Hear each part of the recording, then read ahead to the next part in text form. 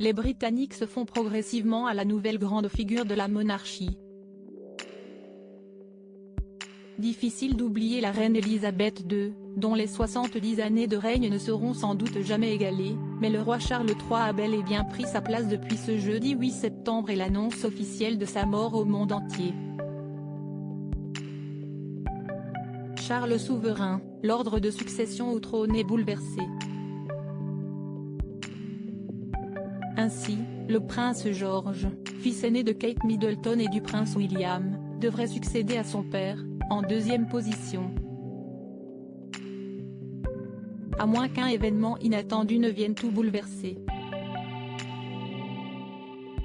Si est-il un sacré retournement de situation que Nostradamus a en tout cas vu dans l'avenir.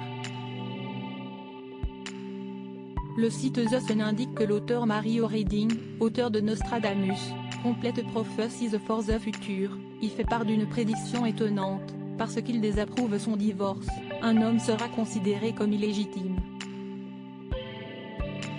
Le peuple se débarrassera du roi des îles. Un homme qui ne devait pas être roi prendra sa place.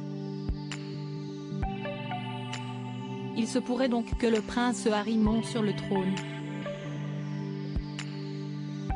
Si les théories de Nostradamus se sont avérées vraies la plupart du temps, il avait notamment prédit la mort de la reine Elisabeth II en 2022 à l'âge de 96 ans, toutes ne se sont pas réalisées. A priori, peu de chances de voir le prince Harry monter sur le trône, lui qui semble détester les règles du protocole et a plus que jamais tenu à s'éloigner du clan Windsor. Qui plus est, le prince William et ses 3 enfants, George, 9 ans, Charlotte, 7 ans et Louis, 4 ans, sont respectivement 2e, 3e et 4e dans l'ordre de succession alors que le prince Harry n'est que 5e.